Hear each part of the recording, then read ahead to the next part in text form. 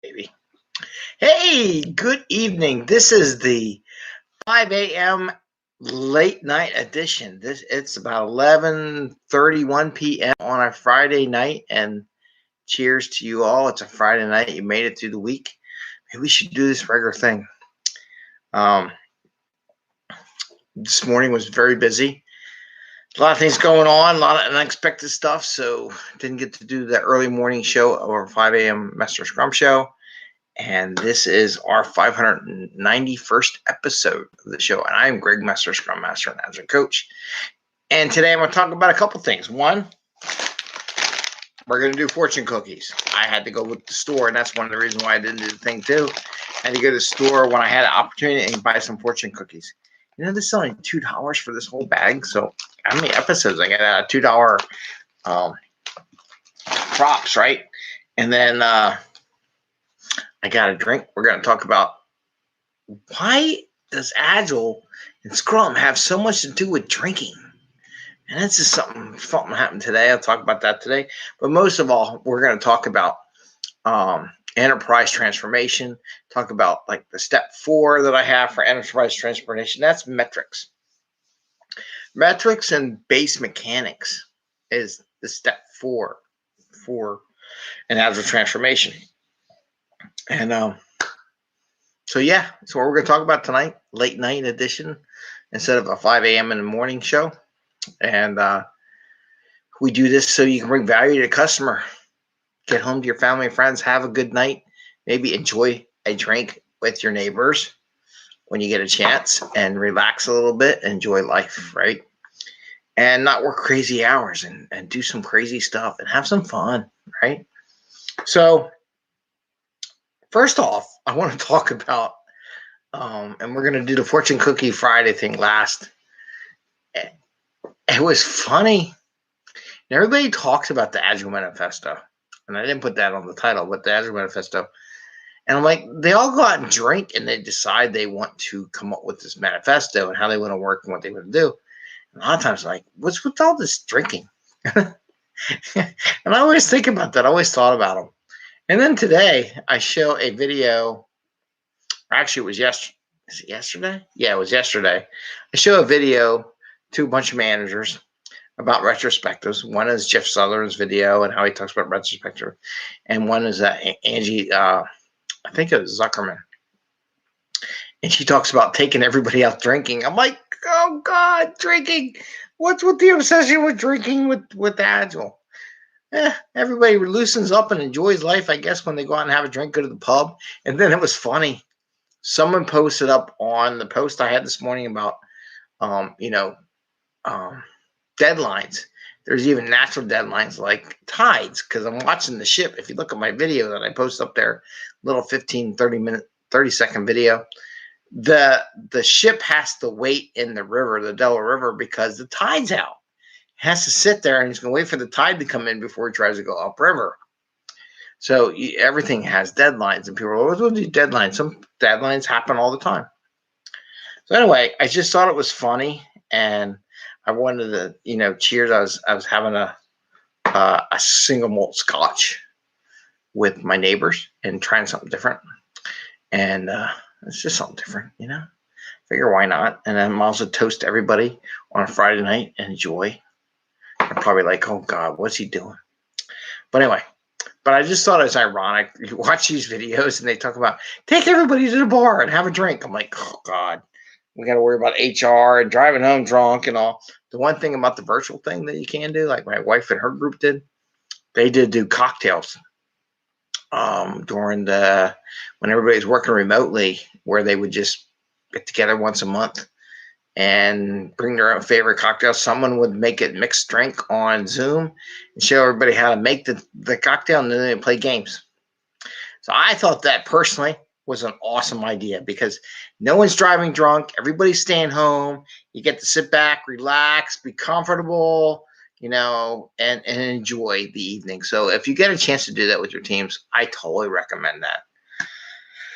And then we'll do the fortune cookie next. So metric. So the fourth item in enterprise transformation, I think of metrics and the mechanics of, let's say you're doing Scrum, or the mechanics or Kanban, or whatever you're doing with your teams. And so most of the places don't ever have any. They talk about metrics. They don't know how to roll them up. They don't do it.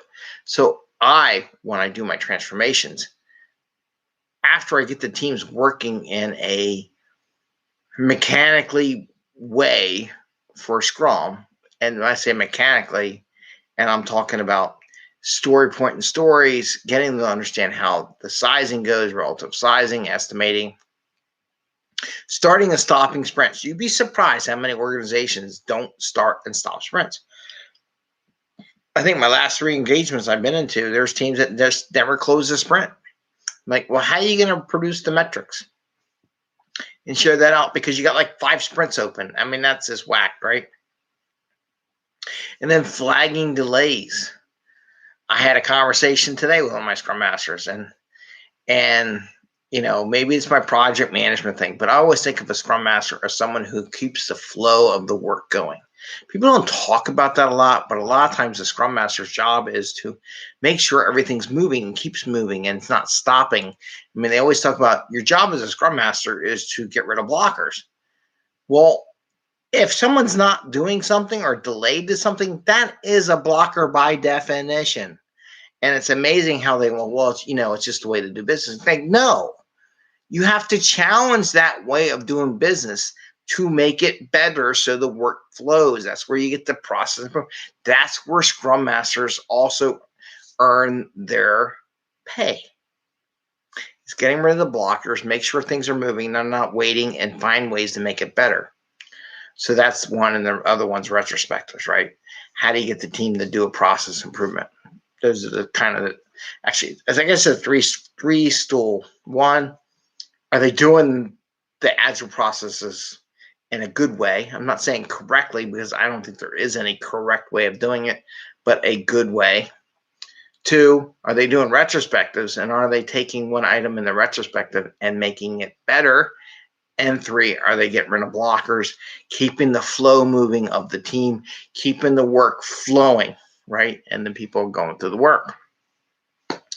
So with that information, then you can do your roll-up metrics. Without the basics of it, it's very hard to do metrics. And a lot of people are like, oh, let's put metrics up right away. I'm like, there's no data in the system. I can build a metrics chart and I can have it sit there, but until there's actually data in the system, there's nothing to view.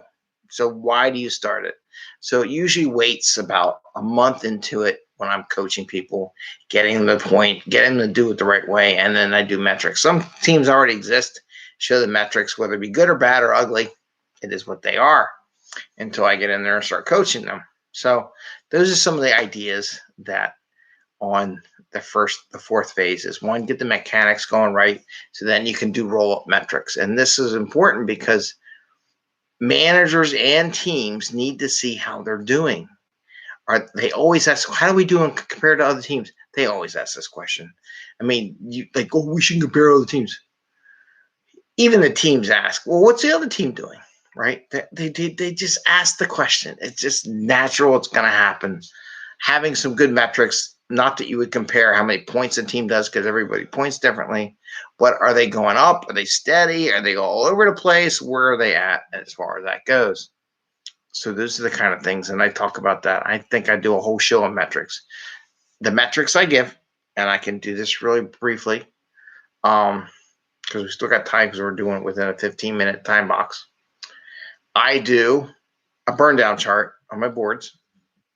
I do anything that's flagged, so that management, and I actually roll that up. I roll up 3 things. I roll up the burn down chart, and I roll up the flags. Those are 2 things I roll up to managers and group, and so they can see it in one board how their teams are doing. I look at tasks that are taking more than 2 days to be done. I look at stories that are taking more than 3 days, not done. The way I write it, it's not a question of being done. It's a question, when was the last time they were updated? So if I have a task or story that's in process, my expectation is that they're being updated every day with some update, right? Where a flag it is when there's no update, there's no communication between the other members, no documentation, no sharing information in the status of those stories or tasks within a day or two, and then that elevates to my boards. And one of the things key about that is I don't look at to do and I don't look at done. So the only data that's coming through is in process stuff, because I don't care if you haven't started or something sat to do for 10 weeks. I don't really care. But when you start something, I expect it to be worked and get done. That's my philosophy and how I manage the flow, right? We talk about the flow. The other thing is look at like how many tasks have been done, what their states are, just an overall pie chart. And I do the same thing with stories, do an overall pie chart. How many are done, how many are there? The other things I do is I look at the work distribution. So I do a simple thing, and this is with every system out there. What I'm telling you now is what you do metrics for everything. And the last one, and I did draw that before, there is an image, maybe I'll share it again, where I put each person and how many tasks they have and what states they are, and then each person and how many stories, tasks, and everything, because tasks are the sub breakdowns of work, and a lot of times people are assigned both stories and tasks. So I usually do a chart that has both. Depends on how the system is. And then the last things I put up, I put a velocity chart and I put a cumulative flow diagram for the sprint. So that's just the sprint thing. And that's the sprint level where they can see how the sprint's going. I like to take the three things I like to give management: the sprint burn down, the things that are flagged, and the velocity history chart. Those are the three key things that I put. And sometimes I put, because managers are really far distant, like the common health, like how many days left in the sprint, so they can see the time wise on there. So there's really four things that I would put on a combined chart by team. And that's kind of what I do. So those are the metrics. Again, you have to get the teams working in a very mechanical way, so they're populating the data, because you can build the metric charts you want, but if there's no data, it looks like crap. And that's the truth. Okay. And one last thing about the data. I provide actionable data. I just don't create metrics to create metrics. I provide data that says you need to do something. Like the burn down chart's total vertical and then comes crashing down, then there's something we need to work on. If there's stuff flagged, that's stuff that the managers can maybe help. And the velocity chart, is the team consistent? Are they up and down? Are they all over the place? What's going on, right? So this is the kind of things that I do for actionable data. Okay. So with that, I talked about the fear in Agile, because it's just, I don't know where it comes from, but it always has. So I said, if I'm going to talk about it, I might as well bring a little drink and toast to my neighbor who's getting his second COVID shot. I'm getting my second one on Monday. And my other neighbor just got one the other day. He got the new Johnson & Johnson one. So hopefully people are getting their shots and going to be healthy and things will be good until I don't know. I think there's a lot of anxiety about going back to the office versus working from home, but we'll see how it goes. And anyway, I got my shirt for Fortune Cookie Friday. I got my giant bag where we just bought some new ones because I ran out. So I'm going to open this bag. It's a triple seal bag from a whole office full of Agile accountants. And I'm going to open this maybe. Let's see. There we go. Sorry, Betty. Did I woke you up? Did I wake you? Oh, she's like, I smell cookies. You and your nose. There's a dog back here behind me. Got your fortune cookie. I was happy for these. I like these better than the ones in the box. So this is Fortune Cookie Friday. We open a fortune cookie. We find out what the Agile accountants have to say, and we see how this fortune applies to what we're doing. Of course, she's rolling over towards the cookies. And I got some room now. Now you're not behind me, totally. There is a dog back there. It's not the drink. What? Do you want me to show everybody you? Come here. Come here. It's a big boy. It's a big dog. There you go. She's like, I smell a cookie. This dog's nose gets her more trouble than anything else on the planet, right? Mm-hmm. So we got floppy ears. Ooh, floppy ear. All right, so let's open the cookie. Let's see what the cookie has to say. Fortune Cookie Friday. And there is a fortune in it. There is one in there somewhere. And this is sealed by Agile accountants. And they tell us something that we're supposed to then relate to Agile or the show or what we talk about. And maybe I should move my calendar off here in case it's on top of the microphone or something. Okay, so here's the fortune. This is actually pretty good. This is very Agile. This is very Scrum-like. This is very iterative. The road to success is always under construction. Check that out. The road to success is always under construction. Let me see. How can I relate that to Agile? Because we're always working on stuff with the client, right? The idea is that we don't have no fixed plan. We don't have a specification. We work on the specification together. We collaborate. So therefore, we're always under construction. So the idea is that you provide some product for your client to use. They give you feedback and you're always iterating on that product. So this is so Agile. This is ridiculous. So the road to success is always under construction. So in the Agile world, we don't assume we have everything answered. We don't assume we have the most perfect product because we know it's always under construction. We know there's always some new facet. We're going to provide that tool or product to our customer. And the customer is going to like, that's really awesome. Can you do this too? Because we're never going to figure that, and we're always under construction. It's kind of like the highway systems here in Philadelphia. 95 is under construction for years. I don't think they'll ever stop. I think they just go through the highway and then come back and loop around and redo it again. Just me. It just seems like a trend. So with that, happy Friday. What are you doing, goofy dog? Happy Friday evening. It's a late night edition. It's almost midnight here in Philadelphia. And I want to wish you all healthy and happy life and happy scrumming. With that, take care. We'll see you later. Give us a thumbs up if you like the show. Ring the bell so you know when we go on air again. And again, I wish you all happiness and good luck and happy fortune cookies. And always remember, the road is always under construction.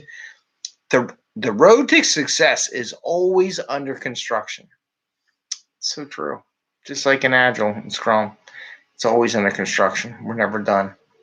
Take care. Goodbye. Have a good night. See you tomorrow. And see ya.